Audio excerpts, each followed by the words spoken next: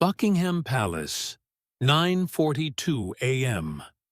Tourists shuffle around the gates, phones click. Laughter bounces off stone walls. Guardsman Thomas Riley, 37, stands motionless. 6 years at the same post. 3 combat tours before that. Now he guards tradition and hides everything he's seen behind that stoic stare. From the crowd, a small boy, maybe 9 or 10, slips through. Dark curls, too large coat, no phone, no family nearby. He doesn't rush, doesn't laugh. He just walks quietly to the same spot across from Riley.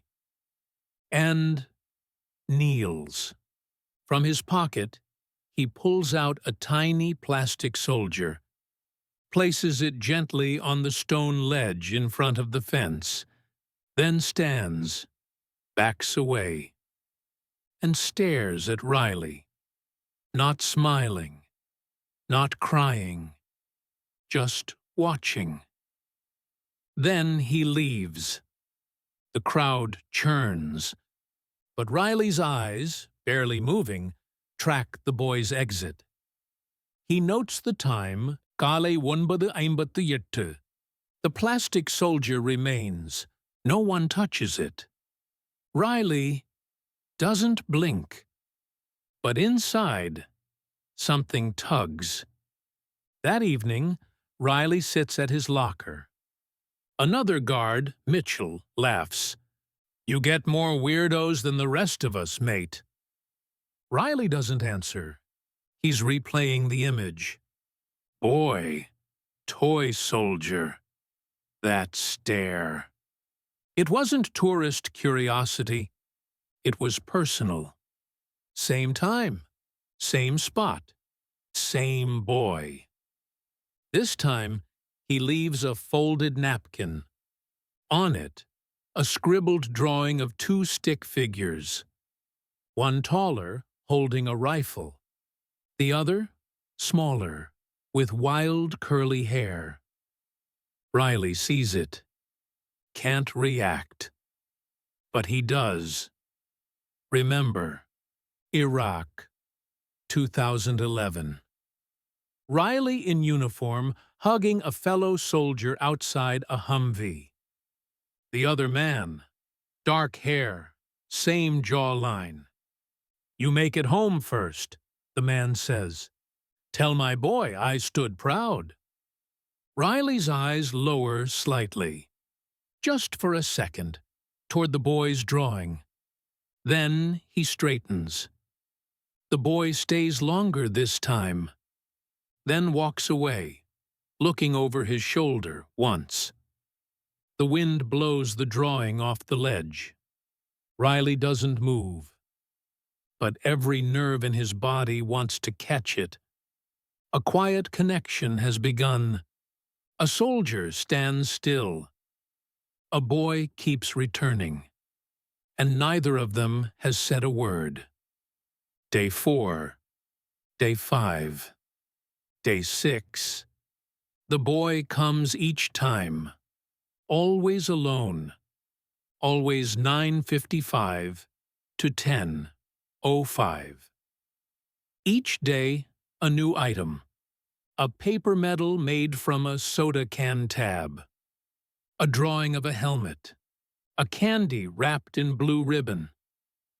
Riley never moves, but inside, he's waiting. On the 7th day, the boy walks up, and before leaving, does something new. He stands straight, lifts his hand, and gives a crooked, shaky salute. Riley blinks. It's the first reaction anyone has seen from him. In months.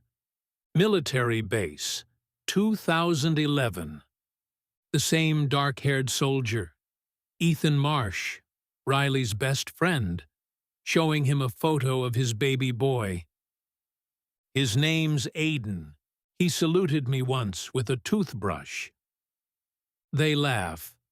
Then, sirens, chaos, explosion. That night, Riley doesn't sleep. He stares at the ceiling of his bunk. In his drawer, the drawing, the candy, the paper medal, all retrieved quietly after hours. He reads the boy's crayon writing again. For someone like my dad. Day 8. No boy. 9:55. Nothing. 10:10. Still nothing. Riley's heart rate changes, but his body doesn't. He's trained not to move, but his eyes scan. The spot is empty, and so is he. Day 9. Still no boy. But the old candy wrapper remains, slightly blown by wind. And Riley? He blinks. Twice. Back in the barracks, Sergeant Hale pulls him aside. I know what's been happening. Sir? You've stayed in line, but I see it. You're too still when he's there, too aware. Riley says nothing. You're not here to connect, Thomas. You're here to stand. Riley, but what if standing isn't enough? Hospital hallway. Riley walking behind Ethan's widow. In her arms, a baby with wild curls. Do you want to hold him? Riley shakes his head. I don't think I'm allowed. Day 10. Finally, the boy returns. But he's different. Eyes swollen, face tired. He doesn't place anything, just stands. Then slowly crouches and places a photo. It shows a soldier, Ethan Marsh, standing tall in desert camo. That's him, the boy whispers. That's my dad? Riley doesn't move, but a single tear falls, hidden behind the shadows of his bare skin. The guard hasn't broken protocol. Yet. But a boy's quiet visits have shattered his silence. And tomorrow, the guard must decide, stand still, or step forward. The next morning, the photo is still there, slightly weathered from overnight dew. The boy doesn't show. Tourists walk past it. Some glance, none touch it. Riley's gaze lingers on the photo, longer than allowed. Back in the barracks, Riley takes a deep breath. To no one in particular, he whispers, Aiden. His name was Aiden Marsh. The name settles in the air. For the first time in years, he says it. That night, Riley writes a letter. Simple, short. No rank, no signature, just words. You reminded me that standing still doesn't mean feeling nothing. I knew your father. He was brave. He talked about you every day. Thank you for helping me remember how to move. He places the letter in a plain white envelope. Morning. Guard shift begins. But this time, Riley carries something in his pocket. At 10 o'clock sharp, the boy returns. He looks tired, fragile, but hopeful. He walks to the usual spot. And Riley drops the envelope. Not as an accident. As a message. The boy sees it. Looks up, eyes wide. He picks it up, hands trembling. No one else notices, but he does. He reads and breaks down quietly. Tears stream, but there's peace in them. He doesn't look at Riley again. He just salutes. This time, a perfect one. Back inside, Sergeant Hale approaches. "I saw what you did." Riley nods. "And?" Hale pauses, then says quietly, "I served with his father. You did the right thing, soldier." Then walks away. 2 days later.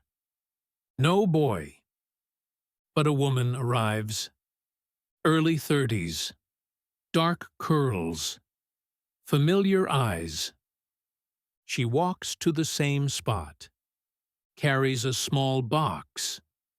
Inside, the candy, the drawings, the photo, and a note. "He wanted you to have these. He says thank you, and so do I." She leaves it at the fence. Riley doesn't move, but his chest rises, deep, full. Desert sunset. Ethan Marsh hands Riley a photo. "If I don't come back, stand tall, but not so tall that you forget to see the ones looking up at you." Riley's still on duty, still silent, still standing. But now, a single plastic soldier rests on the stone ledge before him. No tourists touch it, because now they know. And he remembers. Some men guard buildings, some men guard memories, and some guard the pieces of us we thought were lost forever.